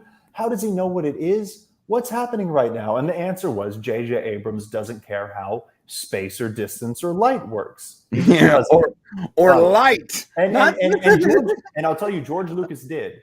George Lucas did care about that stuff. He cared about, I mean, for heaven's sake, Empire Strikes Back is just about how to get a long distance when your hyperdrive is janky. You know what I mean? He cared about that stuff. But it looks fun and cool. The same thing happened when I saw that comet. I'm like, how are they all seeing this like sequentially? There was no indication that time was passing. It just, one of them looks overhead, it goes. The next one looks overhead, it goes. Here it goes. Like, what? How big is Middle Earth? It's clearly not that big if everyone's looking up and seeing the exact same thing at the exact same time. And then it blows up. And I get a big question going back to this place is so evil. The fire doesn't give off any heat. But then the whole thing with Nori, and she's like climbing through this burning earth that's molten. And she's like, oh, it doesn't, oh, it's not fine. hot. It's not hot. And I'm wondering, are they trying to set up something? Are they trying to do a callback to where Gandalf says, take it, it's quite cool, where like the One Ring, super evil, doesn't get hot or something? Or do they just want to show a hobbit crawling through molten lava, but they don't want to show her being horribly burned the whole time? So like, oh no, it's like magic. It's magic heat. I think the implication is that the stranger is evil. And guess, that's why the fire wasn't burning. But I think that kind of the whole reason that she was meant to find, I think the whole reason she was meant to find him was to bring him over to the light side. I guess, but that's never been a rule in Tolkien. Is that a rule in Tolkien that I just missed? That they're Targaryens. Evil, I guess. The whole thing was weird. Like, let's make a new magic rule that when there's evil, fire's not hot. Okay. I don't feel compelled by that. I feel like I don't know about that. Okay. The whole thing was strange to me. That's what happened. I did like the snails though. The snails eating that was That was and gross. fun. All right, so let's move on to the next storyline, which is the Southlands, who I don't know if you guys caught it because it's pretty quick on the map. Basically, the Southlands is what becomes Mordor down the road, and this Oh, is really? where the humans have live who sided with Sauron, and it's policed by the Sylvan elves. We see the elf Erondir and his human side piece Bronwyn investigating strange happenings that suggest evil is returning to the lands just as the Sylvan Watch Wardens are pulling out. Bronwyn's son Theo finds an evil sword that he thinks is cool, and as Erondir gets kidnapped by orcs, Bronwyn leads her village to safety. Now, I'm going to say that the character of Erondir has gotten a lot of flack for being like, a black elf. And I was actually like, I think he's my favorite character in the show so far. I don't know why. I just like him. I like like how he's like kind of like a cop on the beat, and he's got this this forbidden love that's going on. The one thing I didn't like about this storyline is when it comes to Theo, because there's a scene where Theo goes into a barn with a friend and he like finds like this like broken Sauron sword, and there's no setup for this. Like, we don't know whose barn that is. We don't know who's got this cache of like leftover weapons from the War of Wrath, where they sided with Sauron. We don't know why he's like, stealing this sword. It feels like there was a lot of stuff cut out with Theo for the first episode that probably should have been there if they're setting this thing up. So I felt like that was very poorly done. But I do like the kind of like buddy cop thing with like Erondir and Bronwyn as they're going about. They're saying like, "Oh, this is weird. Oh, look at this. Like, this is like evil. Like, we should investigate this." So like me, like I just like my cop procedurals, and that's what this kind of felt like. So this was probably my favorite storyline within the two episodes. But I want to hear what you guys have to think. Matt Vader 74, what was your take on the Southland storyline?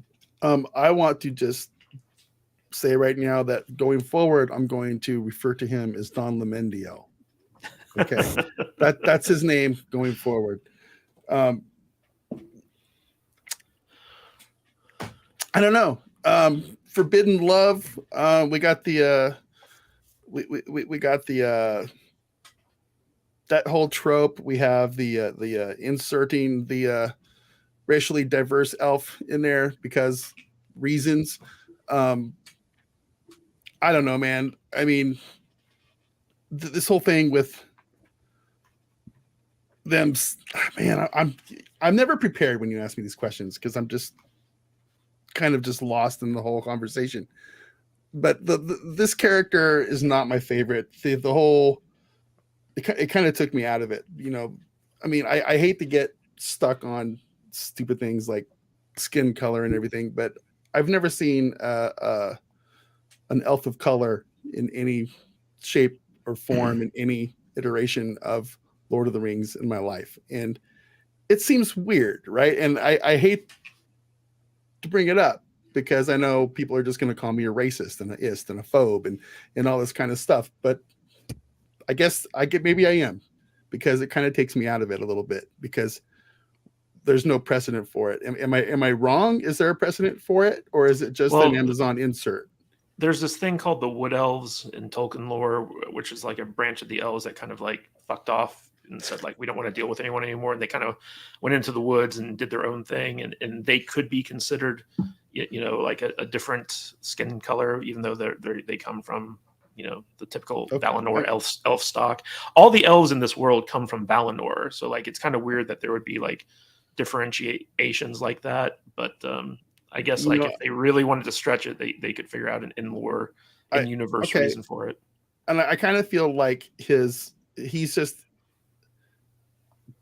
put in here to add a side story about forbidden love, and he's just a really cool dude who can shoot bows and arrows really good. His storyline does not intrigue me at all. It seems very basic and tropey to me. So I don't really have much else to say about him other than I guess I don't like him.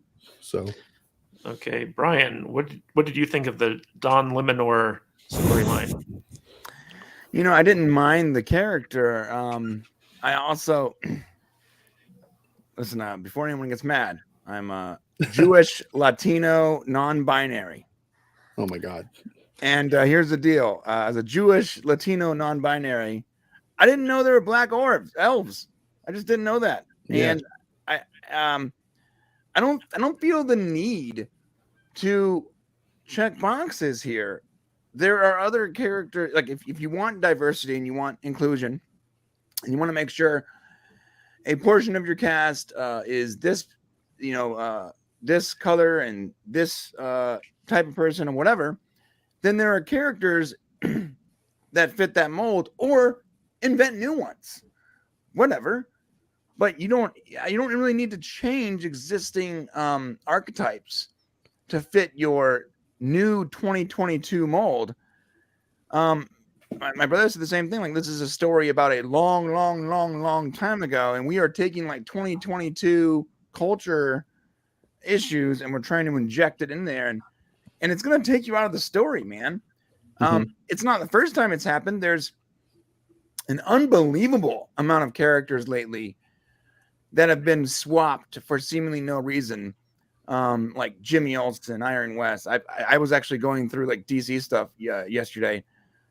There are like 50 characters in movies and TVs right now that have been swapped. Now, because I don't care very much about these secondary characters, I didn't notice and or care. But when you look at it and you go, wait a minute, there are other people you could have used in that role that in the comics and in the source material actually are African American or Asian or whatever, or Latino. You didn't have to change the character fundamentally when right next to that character is a character of that color or type. But you had to change that character. It was less of an inclusion thing and more of a, I'm going to mold it into what I think the world should look like or what I feel it should be. And it just takes you out of the story, man. It really does. And again, you could have had this person in a different role. It didn't have to be an elf. It didn't have to be confusing. And it's almost the same thing with House of Dragons when you're like, wait a minute, are there African-American Targaryens? Because they all have like pure white hair. And how does that work out? But again, you can probably get away with doing that if you write a killer story and the audience just goes, you know what? Whatever. It's a good story. And that's what I'm getting with House of Dragons right now. I'm like, at first I was like, wait a minute, are there African-American Targaryens? I don't think there are, but I like this character and I like this show, so F it. But so when you have a show that's really you're apathetic to and you're like, meh, those things stand out even worse. And that's where we're at right now. The racial quota. Thank you, Dennis. All right. Mark Huffman, what did you think of the Don Limanor story?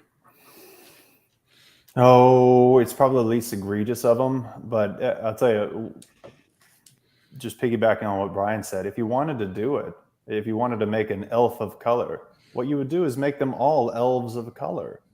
Like, that's the problem. Like, we don't care if someone has different skin. It's fantasy, for heaven's sake. But you have to do it all. You can't have, well, here's the two white guys and then here's the what?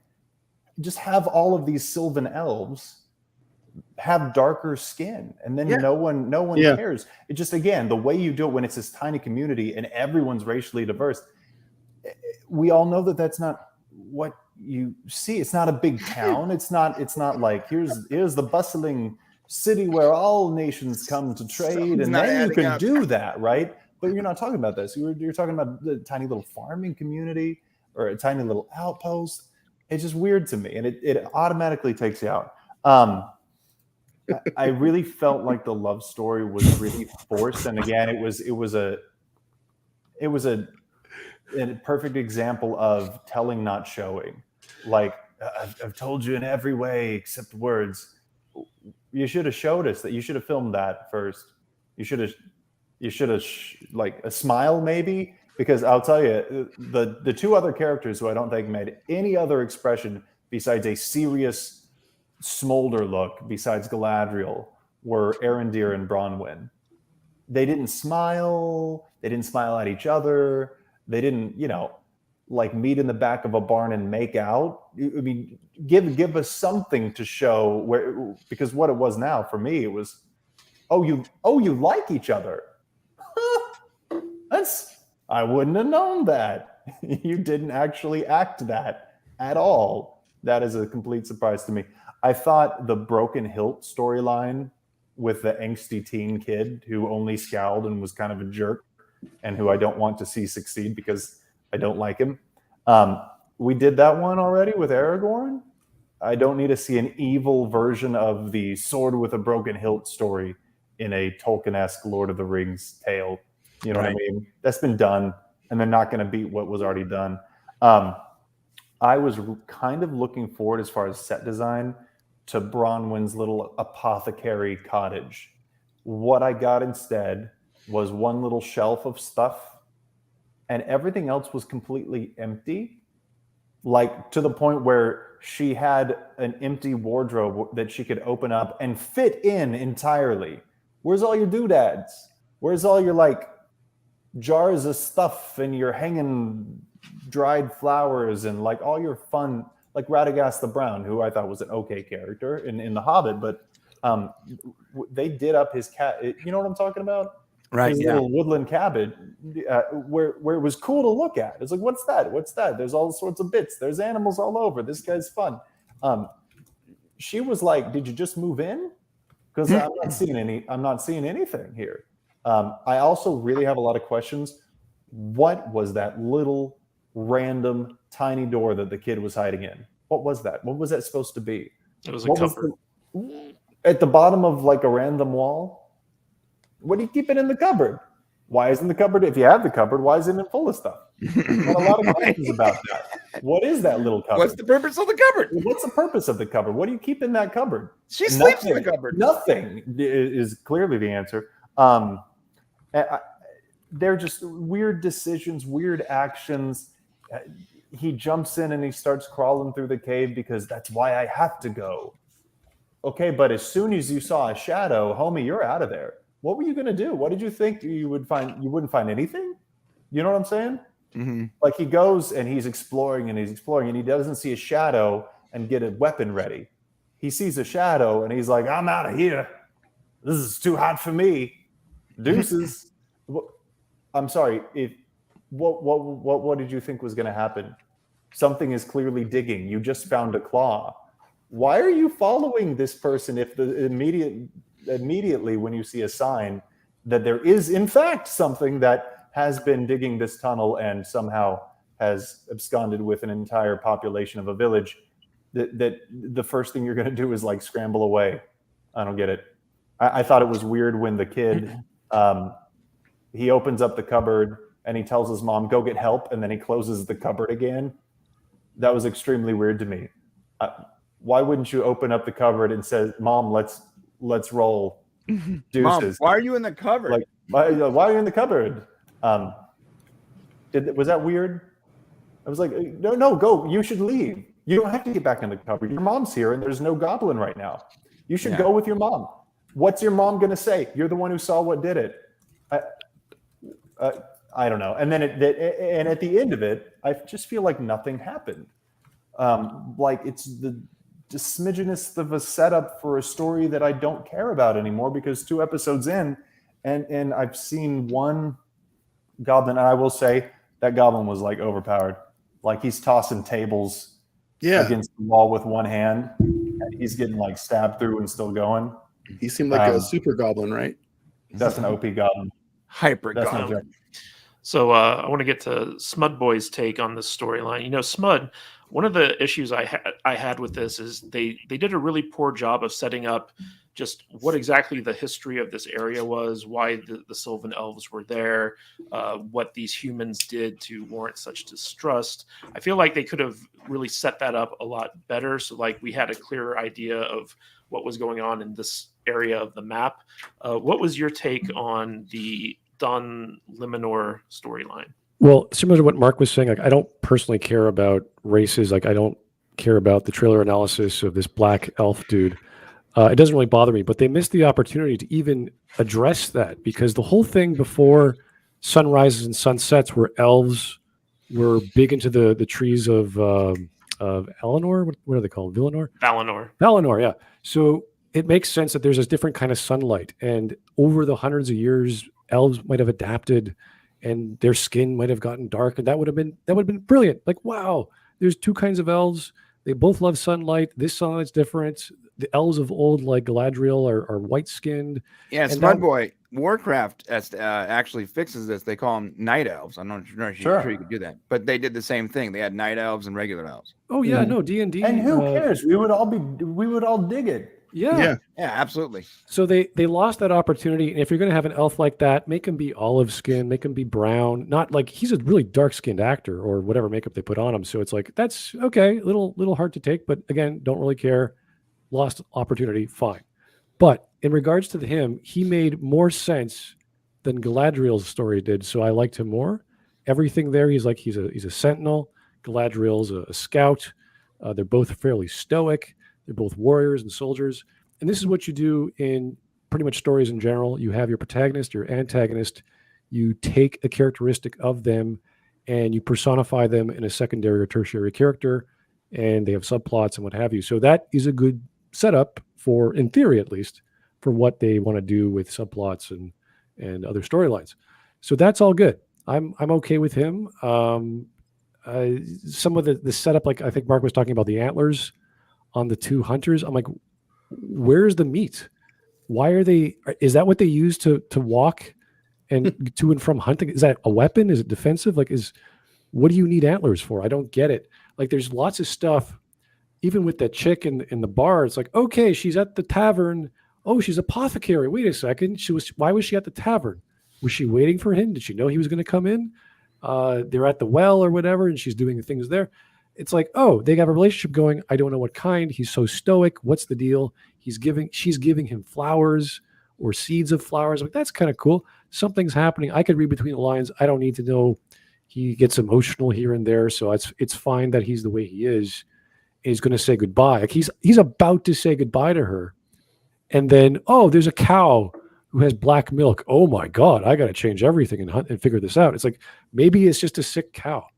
Maybe that's all there is to it. So a lot of this is like I'm about to go off and finish my 70-year vigil because the king said so, and Celebrimbor is going to come with me, and the tower we have we're going to abandon, and you're like, oh, there's this whole setup that doesn't really get explored too much because the next part of the story is adventure that something else is going to happen. So yes, it didn't need a lot more setup, although all of his motives, all his behavior made sense. It's just when you have all this detail visually, and that's the point of the show, because it really goes all this, the tavern, the mugs of ale, and all he had those really cool looking armor on with the face and the cloaks, and everything looked great. And there's not enough explanation for how we got here, why he looks the way he does. Does she really like him? Oh, she has a kid. What's going on with that? Does the kid know him? How do they know each? Like, there's all this detail gets just glazed over in favor of the next plot point, and that's kind of where I'm like, I'm kind of interested, but I'm kind of like, yeah, I could wait for the second episode for another week. I got stuff to do. So yes, good character. It does seem like Theo might be Don Limonor's bastard child or something. Real quick before we get to the last storyline, we have a super chat from Dennis Wright for $4.99. Why do you think they chose two showrunners with little to no credits for the most expensive TV show in TV history? Hubris. So you know the way Hollywood works is people with the best pitches and best interpersonal skills usually are able to convince executives to roll the dice on them. I think these two guys came in swinging their dicks around with the backing of J.J. Abrams, and they probably had the best pitch out of like all the people who came to pitch for Amazon, and Amazon was like, okay, well, if we surround them with enough experienced people, they can probably do what they're saying they can do. I don't know, like in Hollywood, it's just like if you can project enough confidence, other people are so insecure and don't know what's going to be good or bad that they'll latch onto that confidence and be like, okay, we're going to put our faith in you. That's how terrible filmmakers continue to work. and it's because like they're like my poop don't stink, and everyone's like, hey, you're right, you smell like roses, and so like they decide to put their faith in them, and it really is like the interpersonal aspect of the film industry and the TV industry and stuff like that is often overlooked, because you do have people who are able to basically like be professional con men and sociopaths. Oftentimes sociopaths are the most successful people in Hollywood, simply because like they're the best at convincing people to do what they want them to do. So I personally would not have approved these two guys doing this, but that was Amazon's call, and we'll see how it pays off for them. All right, let's get to the final storyline of the Rings of Power, which is Elrond's storyline. Elrond is assigned to assist the great elven smith lord Celebrimbor. How are you Celebrimbor. Celebrimbor in a new project, and must recruit help from the dwarven race to do so. Elrond tries contacting his old friend Prince Durin IV, but finds the prince is pissed off at him, so they have a rock-breaking contest and a nice family dinner with Durin's wife, Princess Disa, to mend fences. But Durin's father, King Durin III, who happens to still be alive, I guess, does not trust the elves. So this is the big kind of like dwarven storyline. Smud, I know that you didn't see the second episode, so you probably don't have anything to talk about with this, but what do you think of the portrayal of Elrond so far in the series? Pretty good. Actually, my favorite scene in the whole episode 1 was the setup of him writing the speech, and then the king saying the finalized part of the speech because he was stuck on that sentence.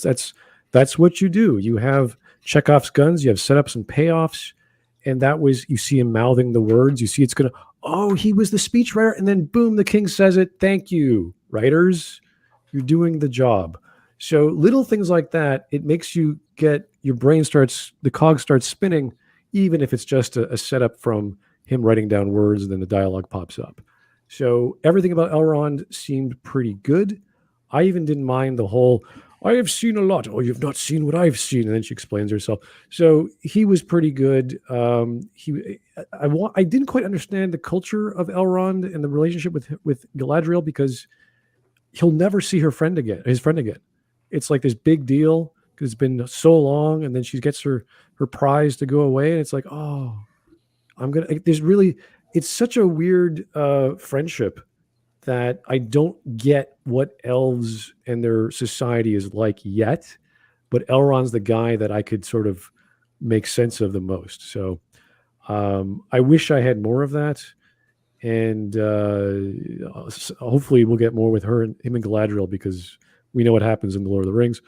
So yeah, I think he's done a very good job so far. So Matt Vader, we had a rock breaking contest, we had a black dwarf princess, we had the introduction of Celebrimbor, who's the guy who's going to be crafting the Rings of Power, and all this stuff with the Elrond storyline. What did you think of this storyline? I think dwarves are kind of awesome. There's some really good beard hairstyling going on. And who doesn't want to go and have a nice rock breaking contest when your friend comes back to home after Prince Durin's a ginger too. Yeah. I was very disappointed at the lack of female dwarf beards. I was really expecting some female dwarf beards. So what? She had the chops. Yeah. Were we being trolled this whole time about dwarf beards on the ladies? Because I thought that was supposed to be a real thing. Is that not a real thing? That tells you how much I know about Lord of the Rings. No, it's real. Yeah. So a little disappointed there. I was looking forward to some, nice beard braiding, and I think they could have done some really cool stuff with lady beards in this show, but I guess we're not going to get to see it. Yeah, man. Dwarves are cool. Talk to somebody smart. All right. I'm going to go to Brian. Okay. So Brian, what did you think of the dwarven storyline and Elrond in general? Dwarves are rad. Yes. To be fair, I do think the lady dwarf had a little beard going on. There was like her hair went all the way down to here.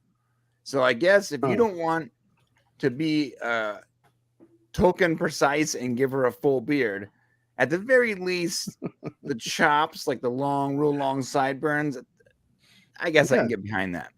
Okay. The dwarves were overall pretty great. I also wanted to see like a full-on bearded chick. That's what I wanted to see. I wanted her to be at the dinner table like this. Yeah. Yeah. Right. Stroking that thing, dropping some wisdom. But I'll take the chops. That's fine. I like them. I don't care about them very much, but maybe they grow on me. I actually kind of liked him or her, Durin and his wife's relationship. It hit very much home with me. Mm-hmm. It's very much like an evening in my living room with me and my wife, because I'm always saying stupid shit and coming up with stupid takes, and she's always setting me straight, and her brain's always working to make our lives better, and I'm just so in the moment and stuff. It's just very, very similar dynamic there, and I kind of appreciated that. So yeah, it works. Yeah. All right. So, Mark, what did you think of the dwarven storyline with Elrond? It was okay. That's what I'll say. I think Elrond is. I mean, I can't imagine him growing up. He's already like centuries old. Being Hugo Weaving, so I had to really think of him as a different character. But I definitely think he came off the best. This is the point where I'd like to mention our favorite YouTuber of all, Grace Randolph. Here we go. It was going on and on and on about how Elrond was gay. He was so gay. You could cut the gay tension with a knife. He's super gay. Why didn't they just make him super gay? And I'm like, where did you get that? I watched Where it. did you get the gay thing? His interactions with Gilgalad, his interaction with Celebrimbor. No. Oh, and I finally understood something. Grace Randolph, I will bet $1,000 on it, has an enormous amount of her hard drive dedicated to gay Tumblr shipping fan fiction. Probably. Oh yeah, 100%. I bet she's got files that's like Boragorn and Spurk. Spock and Captain Kirk. Guarantee it. And she's just 100%. Oh yeah. You can tell that is her. There is some sort of fetish going on there, because there was none of that with Elrond. There was no Celebrimbor. I'd like to see your ring of power. You know what I mean? Like the cock ring of power. Yeah. Show me a ring. Anyway, so that's Grace Randolph. Holy cow, I would like to get a hold of her computer and see what her search history is, because I bet it's disturbing. She blocked me, and I completely. Oh, she blocked me too. We should all be used to Grace Randolph just making shit up. Oh my goodness, she just wants everyone to be so gay.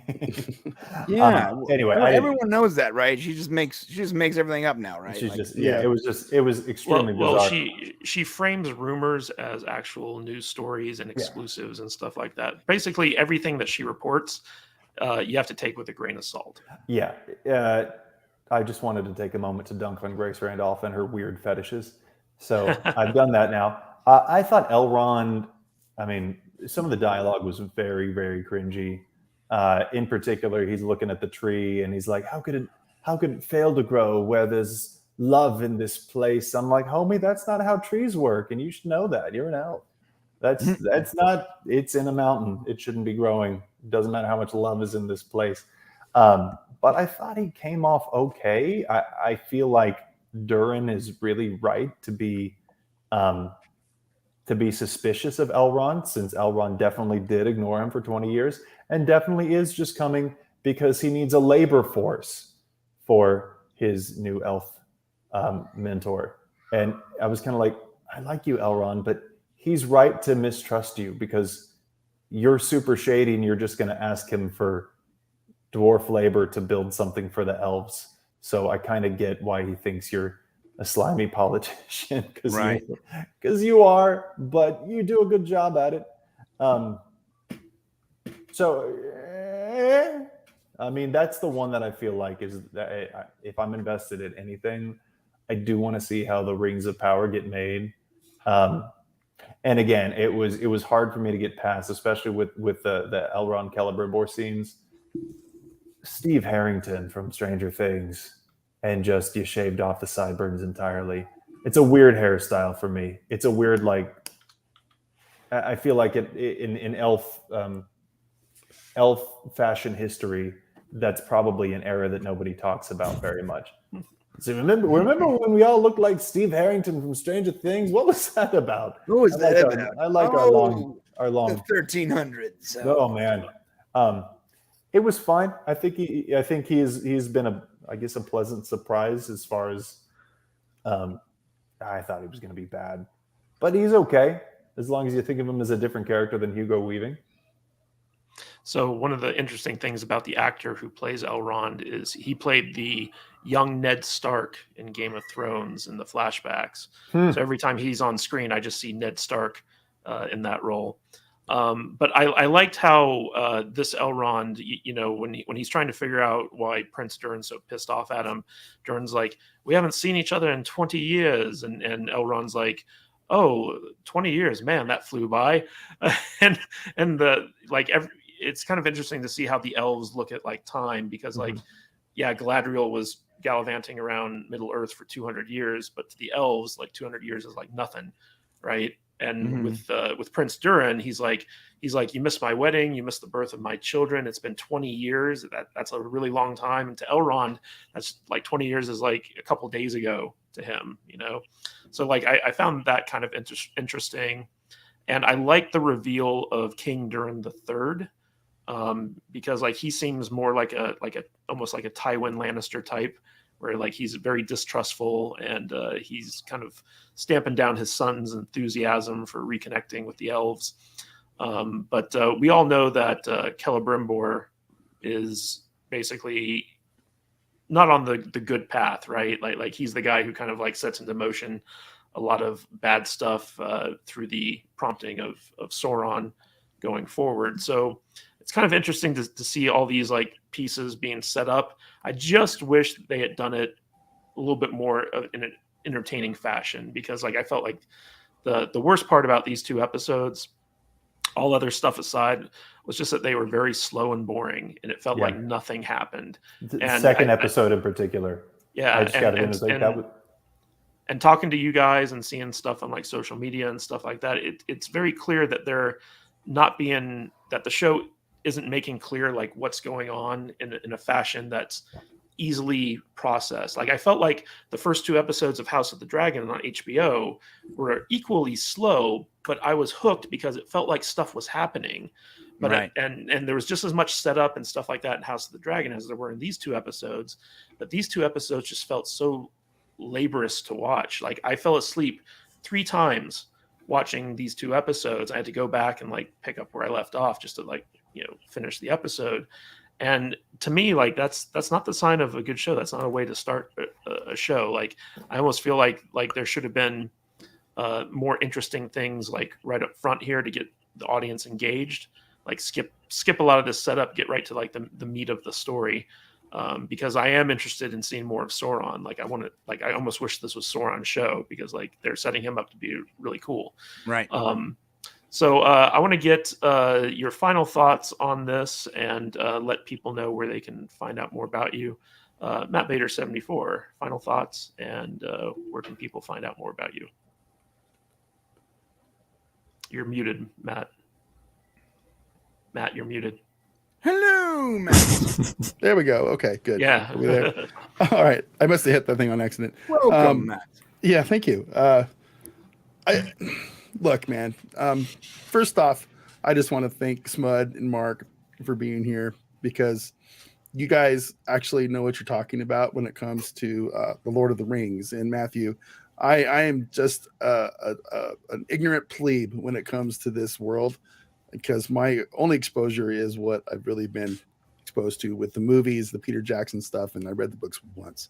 I've never read the other stuff. So I know I didn't contribute a whole lot to this conversation, but it's fascinating listening to you guys who know this stuff talk about it, because it's an interesting world. It's the lore is fascinating, and it's so deep and advanced and just crazy, there's nothing there's nothing more I think the Lord of the Rings fans are like the one fandom out there that are more insane than Star Wars or Star Trek fans. They're really into this stuff. So watching what's going on in the fandom right now with this stuff is fascinating, and I appreciate your guys' takes. And I don't know what I'm going to be able to add to these conversations going forward for the next few weeks, but it'll be interesting, and I'll just give my thoughts on what they give to us. So thank you guys. And as far as the show goes, I'm finding it very mundane and kind of slow. It's pretty, but there's not a lot there so far. I'd much rather watch Game of Thrones or something like that. It's just a soap opera, and this doesn't feel like a soap opera. Game of Thrones is a soap opera with dragons. So yeah, dragons, bring it. Give me dragons and some craziness. Yeah, dragons and boobies, boobies and dragons. That's me. That's how that's so again, thanks guys. You can find me here at Matt Vader 74 and all over the Salty Nerd podcast socials. And again, thanks guys. So. All right, Brian from the Popcast, what are your final thoughts on these first 2 episodes of Rings of Power, and where can people find more about you? Boring. They were boring. It was just it's real boring, man. Shane contacted me. He's a big Tolkien guy. He's read all the books multiple times. He loves everything Lord of the Rings. He's been begging me to do Lord of the Rings videos. It's like, oh, we gotta do Lord of the Rings videos. Well, he's finally gonna get his wish, because I was so dispassionate about these first 2 episodes that we're actually making on our main channel, which is primarily science fiction and Star Trek and Stargate. We are actually going to release a Lord of the Rings video complaining about various things from a Tolkien, from a big Tolkien head like Shane. So he was like, listen, I don't think you're going to like this show. And I was like, why are you saying that? He goes, it's just not your speed. Like, I'm like, what do you mean it's not my speed? He goes, well, it's not your speed. There's no there's no flashing lights. It's not very fast paced. I'm like, okay, hold up. I can watch boring crap or slower crap if it's not boring. This was slow and boring, but also felt rushed. I'm not even sure it's possible. It felt rushed, but it was also super slow. I didn't care about the characters. I don't know how I'm going to feel about going forward. I feel like I'm forced to watch it now because we've sort of like determined to review it. So here we are. And it's so long when I'm like, oh God, I have like at least the other stuff we watch we don't like is shorter. This is so long. So anyways, that's how I felt about it. You can find me on all the podcasts and on these channels. We have like 6 of them now. So all right, real quick from Matt Eastwood, £1. Thank you, sir. Appreciate it. Appreciate the support. Mark, final thoughts, and where can people find more about you? I mean, I feel like I've made my position pretty clear. I am shocked that this all got greenlit in the form that it has. I guess we didn't talk much about the raft, did we? No. Yeah, so I counted it. So in episode 2, the mysterious man, Halbard or whatever, is on the raft with Halbrand, thank you. It was on the raft with Galadriel. He is shockingly cold that all of his first shipwreck survivors have just been killed. He just seems not to care with a flippant, where's our heading? Well, nowhere. You're in the middle of the sea on a raft, homie. You're dead. But I wanted to see how long it took. And it was and people talk about, the production value and $60 million, and it just looks amazing. This was a raft set. Galadriel was in a nightgown. He was in like rags. And then the background was just foggy ocean. And their expository dialogue went on for more than 4 minutes, which, I mean, that's $4 million. Matthew, I want $4 million to make my own stuff. You know what I mean? As someone who has written screenplays, give me that $4 million. I will give you something more compelling than 4 minutes of 2 characters in rags and a nightgown, talking Where's on a my raft. 4 million? Oh my gosh. So I feel like it's a solid MTV Shannara Chronicles style show. Oh, But it shouldn't feel like that. Like it's a step above the Legend of the Seeker, if y'all remember that. holy hell! And that is truly how I feel. And I'm like, this should at least match The Hobbit, if not Peter Jackson's original Lord of the Rings. I don't feel like that at all. I'm not gonna feel like that. These were their best. This was their best stuff. These were their lead-off episodes. This was the stuff that's supposed to get us hooked. And I'm not. Well, I am hooked because I want to keep kind of dumping on it because I feel like I have a lot of opportunity to. I don't see how it pulls out. I don't see how I get invested in a way that it's gonna end up compelling me to change my mind about any of it. And I really did try to lower my expectations for this. You know, I've gotten burned before. I keep lowering my expectations for all of these projects that I'm already a fan of, like the lore and the property, and they keep just scooting right under them. Mark, It makes me sad. did you hear the rumor that Halbrand is actually Sauron in disguise, and there's going to be a I love heard story it. between Galadriel and him, and so Yeah, Galadriel's I going to fall in love with the bad guy and all this other stuff. heard. I don't care. I just don't care. Well, you know what's funny is in the books, Galadriel's like married at this point. Like, Yeah. she's got a husband. Where's Celeborn? Right? And honestly, if you're going to do this, I want to see Celeborn as like a strapping young whatever, you know, who's where's Celeborn? He was barely in the movies. I like Celeborn. So again, I've heard that rumor. I'm not interested in that rumor. I don't care who's on the ship that rescued him. There's already been so much contrivance and silly behavior that I'll keep watching it. We'll see how it goes. I will. Let me say two positive things in the show, though. One, at the very opening scene, they had a little ginger boy playing one of the elf children. And I am very, very pro gingers in Hollywood because for years now, there has been a very concentrated, purposeful erasure of all redheads from everything. So good for them for having the little ginger kid. It's very brave. It's very brave of them. It's very brave, and I will Very say bold. it's Stunning also and brave. stunning is the Yes. word I would use. And the other thing is, I thought the orc design was pretty good. From the little we saw of the sea worm, I thought that was pretty good. So maybe, and the ice troll was okay. So maybe we'll get some decent monsters. Yeah, my Twitter handle is there. There are other places you can probably find me. I will use this opportunity to shill for my books, which are these, Nice. if you can see them. My favorite review that I've ever gotten for them is Lord of the Rings or Game of Thrones, but with dinosaurs. So kind of what I was going for, honestly. Nice. Yeah, and I read other stuff too, but those are the ones that this audience might be most interested in. Anyway, yeah, that's those are my feelings about this. Great. We'll see All if it right. changes. Smudboy, final thoughts on the series, and where can people find out more about you?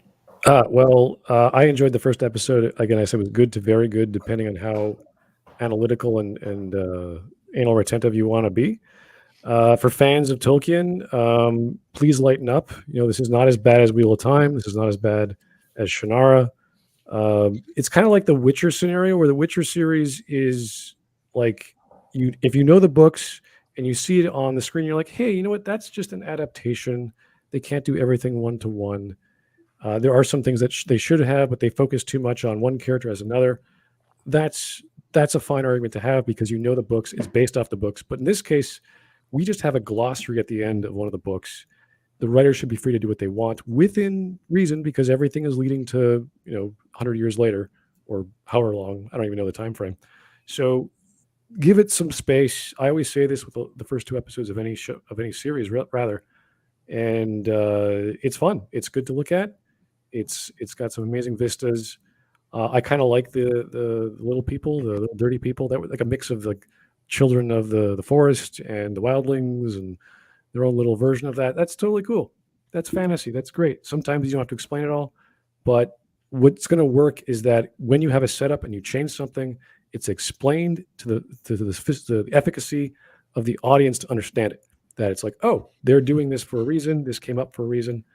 And don't think it's going to be a season 8 of Game of Thrones or anything like that. Give it some opportunities. I'd say wait till the 4th episode, because that's when things usually you can tell the trajectory of these things. And there's only 8 episodes, right?